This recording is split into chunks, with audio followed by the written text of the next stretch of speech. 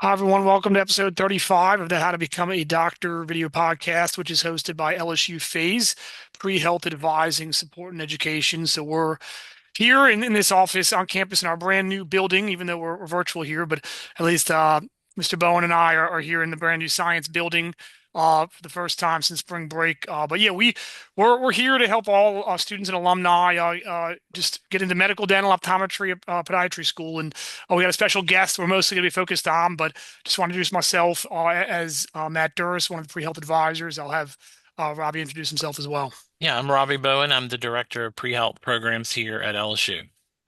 Yeah, we got exciting guests today. Obviously check out the other episodes if you haven't seen them yet, but they all should be pretty standalone. But we got a special guest because, it's not so often that new med schools are opened up, and especially not new ones maybe by us in Louisiana, ones that are allopathic. I know that's real popular. A lot of osteopathic are opening up, which are great, but to get a new allopathic school in the States. It doesn't happen every day. And so we do have an exciting one right in our bordering state, Arkansas, Alice Walton School of Medicine. Now, we have Dan here with us. I'm just going to pass it over to him to introduce himself. Yeah, thank you for the gracious introduction. I'm not sure how exciting I'll be today, but I'll try to keep everybody awake.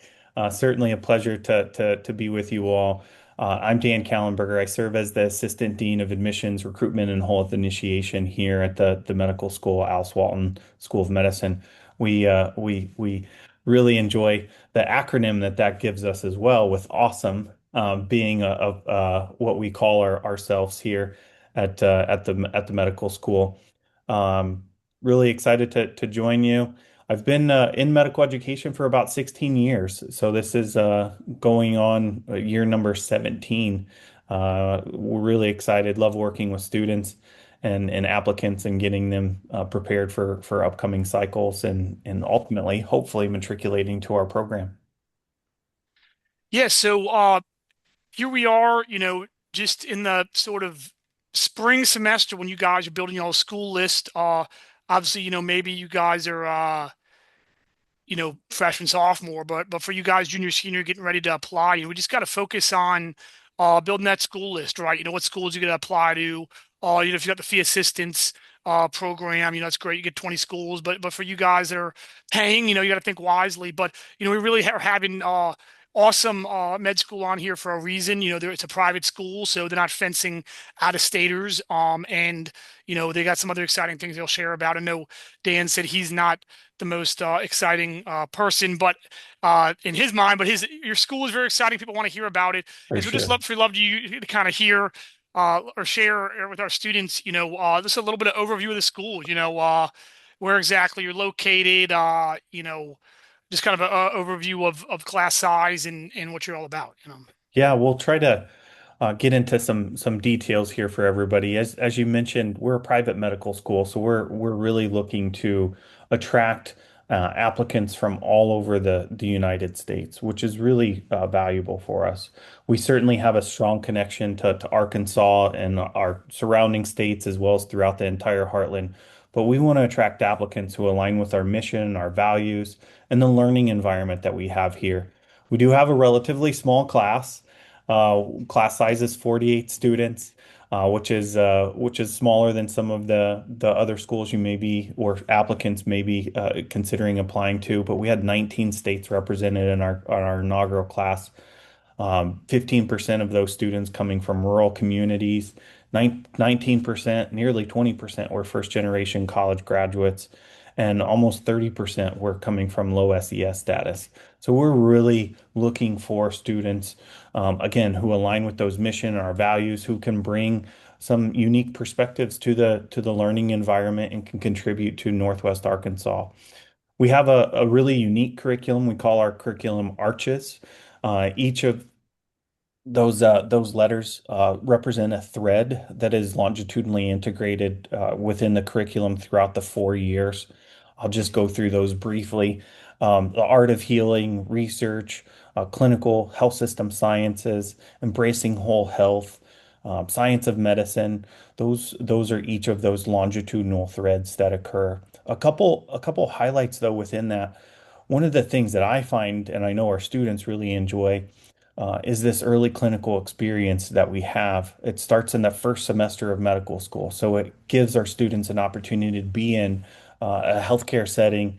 They are in family medicine and internal medicine, and in their second year, they expand to more of an inpatient experience in a hospital. So that gives them some really unique early clinical exposure.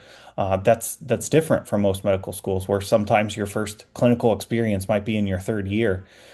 We have dedicated time for students to be prepared for step one and step two.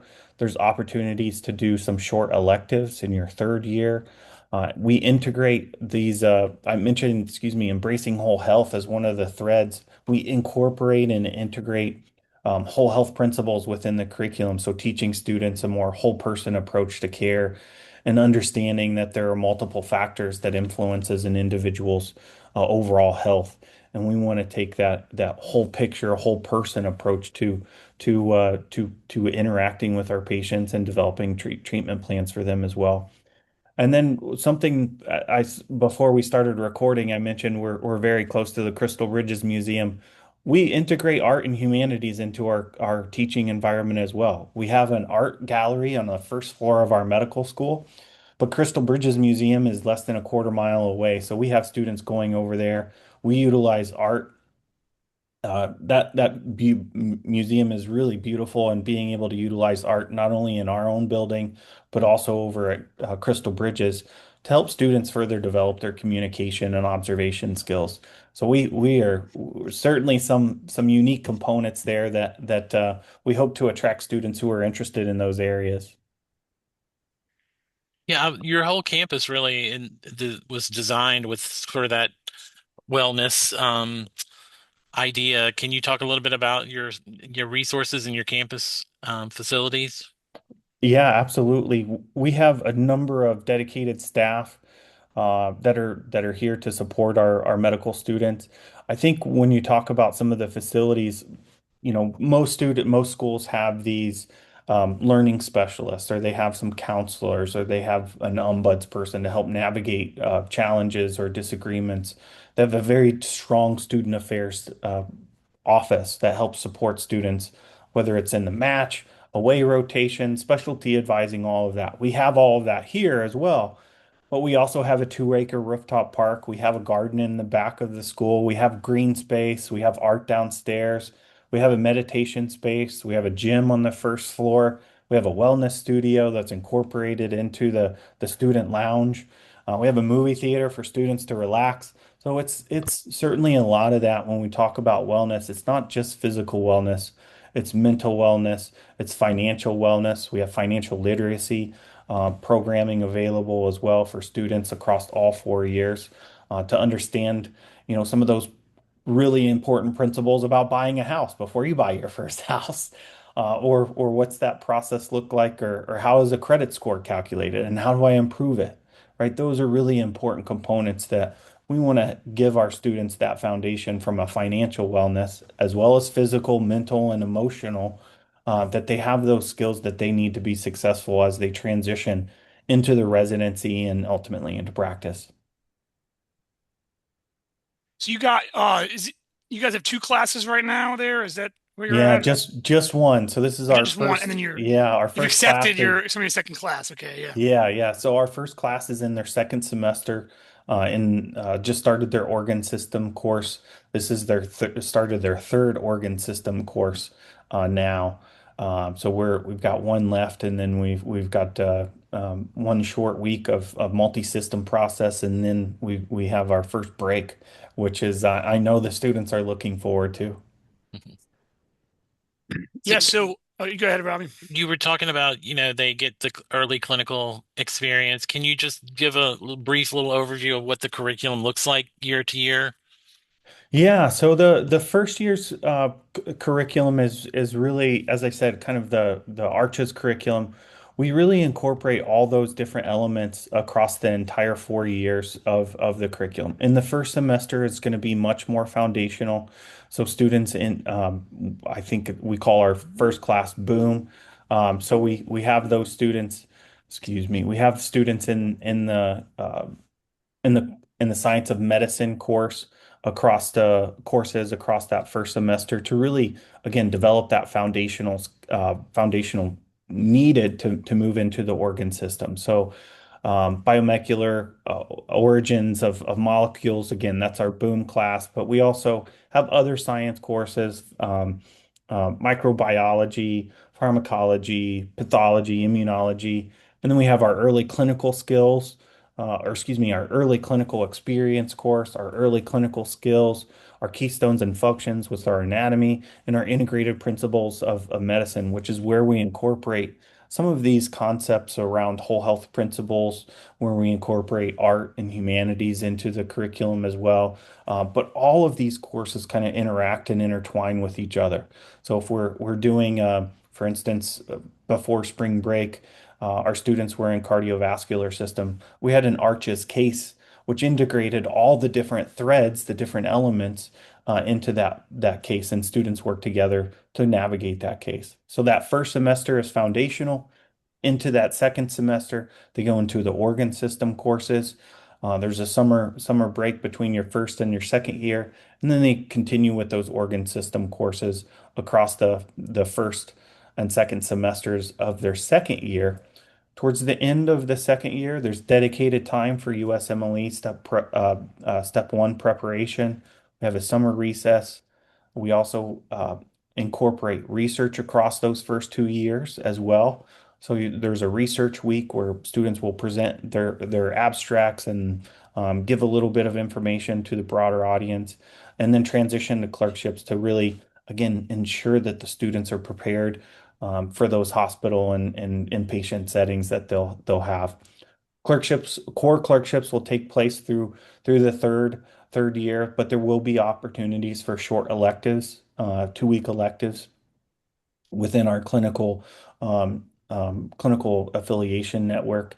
And then we also have some dedicated time built into the third year for USMLE Step 2 review. So students are well prepared to excel in both Step 1 as well as Step 2.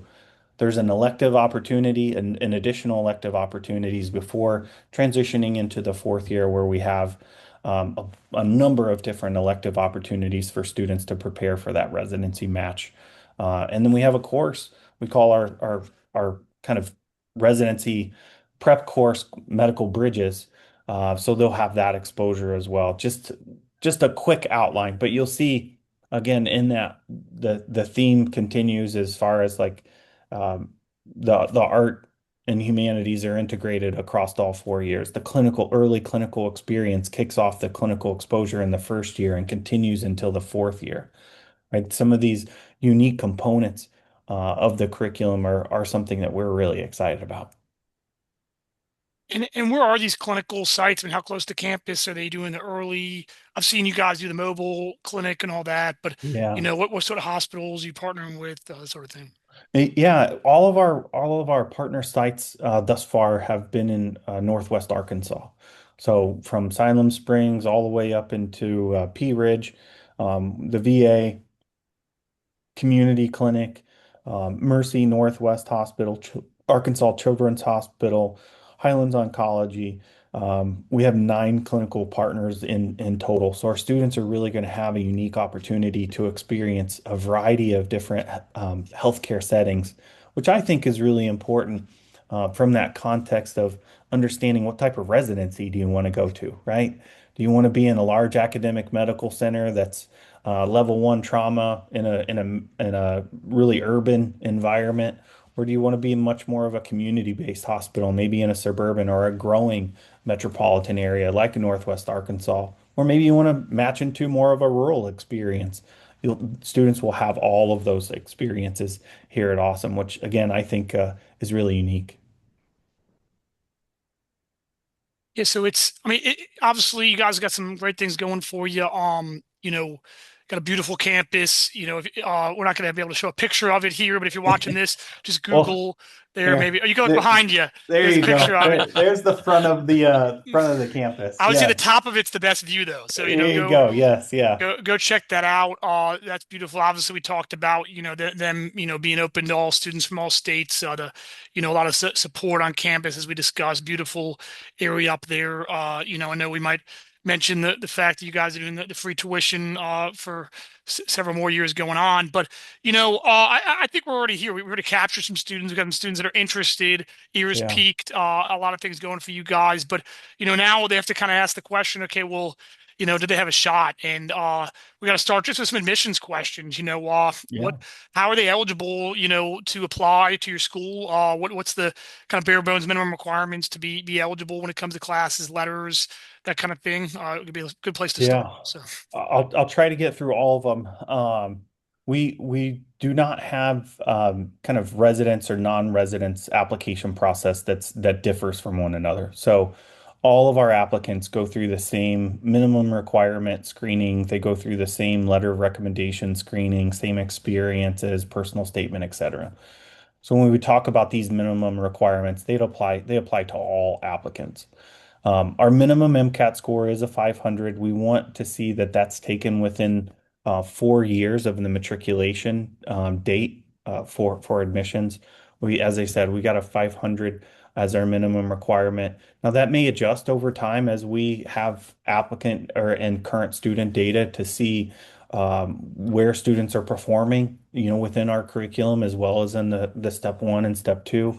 But right now, our minimum requirement is that 500 mark. One of the things that we do a little bit different than maybe some of the other medical schools as well is when we look at our overall performance across the years when it comes to GPA, we're looking at predominantly BCPM GPA, right? So biology, chemistry, physics, and math. We also don't have any course requirements within those courses. So we want students to explore, depth and breadth within the sciences, but also not trade off that OChem 2 course for a humanities course or getting exposed to art, right? So these give them a little bit of flexibility to explore some of those courses that maybe they weren't able to because there's conflicts with scheduling across the various universities. We want to see that students complete at least 24 credit hours in undergrad at a 3.4 or higher. If they don't meet that requirement, we do look at post-bac or a master's program. We want to see a slightly improved GPA, so we look for a 3.5 or higher. And again, 24 credits at the same program in the math and sciences. So again, we want to see that there's a foundational component there that shows us that they're going to be able to transition to medical school successfully. We don't accept any AP or IB credit coursework as part of that 24 credit hour calculation. That's a really common question that we have. And then we utilize situational judgment tests. So we highly recommend Preview as well. That gives students an opportunity to really showcase some of those non-cognitive skills that are so critical for medical school in a standardized exam through evaluating how effective and ineffective responses are to particular scenarios that they may incur or experience in your first year of medical school. And then we do require a U.S. citizen and permanent residents are the only ones that are eligible to be admitted to our program.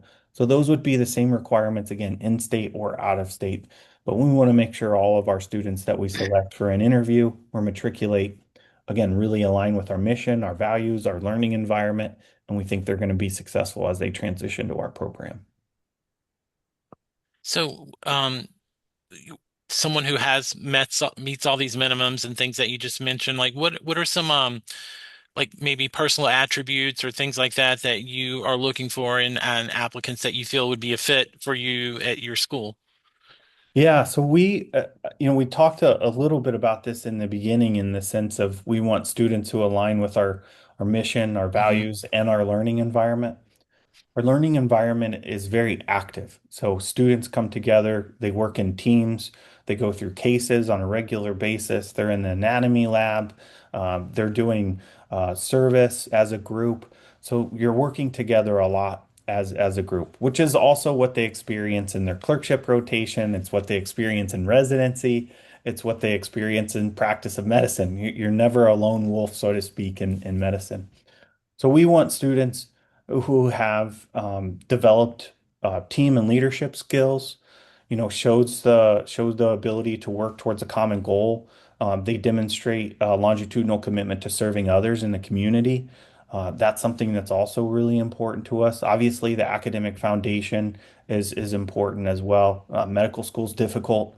Um, Intellectual curiosity and creativity, that can be through art, research, music, a variety of different components. And then understanding and demonstrating a commitment to the medical profession through meaningful medical experiences. So those are a few things that we'll look at and evaluate. Now, we're evaluating many of those things at multiple points throughout the process. So as you apply to our medical school, you meet our minimum requirements. They're invited to submit a supplemental application. Our supplemental application really centers around our institution, our values, our mission. So we'll evaluate that, looking at letters of recommendation as well. So we'll take all of that information, make an interview decision. The interview is also being evaluated in some of those core areas as well. They're also being evaluated at the next step, which is admissions committee. So those are things that are consistently kind of we're looking at this and saying, you know what, this I like to use this example. This 50 hours or 100 hours of medical exposure over a 2 week Christmas break is great. It's wonderful. It's a wonderful experience. But when you can demonstrate 100 hours over 10 months or a year, or it's the same amount of time, it just reflects a different level of commitment, a different level of exposure. So in a lot of our experiences, we're looking for some of those longitudinal, more so than just these kind of box experiences. You mentioned letters of recommendation. We have three letters of recommendation are required. A packet or a committee letter will meet that minimum requirement. We do encourage applicants to identify folks who can speak more about those personal attributes, right? I see on your transcript and your AMCAS application, the MCAT, I see your grades, I see your trends, I see the performance on these standardized exams. What I don't see is how the applicants interact with their classmates, right? Do they go to the professor and ask for help if they're struggling with a topic? Are they committed to this, or is this something that they go back and forth from, vet, business, economics, finance? Like, Yeah. is this just kind of the flavor of the month? But do they have that long-standing commitment? Have they done all the necessary steps to be successful?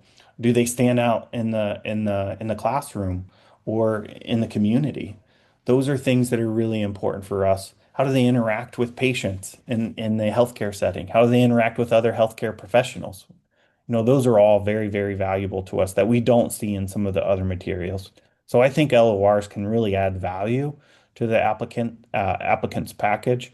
Again, identifying those who can speak to those attributes, those core personal attributes are important. Great. No, thanks for sharing that. And I just want to zoom in a little more on the interview as we finish up here. What do those interviews exactly look like? Are they virtual? What's that look like for them? Yeah, so our interviews are virtual in nature. We have a nice interview day. I try almost every interview day to start off with the message of today's an opportunity to get to know us as a program just as much as it's an opportunity for us to get to know you as the applicant. We have some presentations in the morning, and then we have our interviews and a student panel in the afternoon. It's a relatively short day, short experience. We try to make it a fun, enjoyable, knowledgeable experience for applicants. Our interviews, as I said, are virtual. There are two 30-minute interviews that are with some of our faculty or staff. We'll be incorporating students into that process as they progress throughout the medical school. And we really focus on asking applicants behavioral style questions that align with some of our values and characteristics that we're looking for our program and alignment with our mission and our values.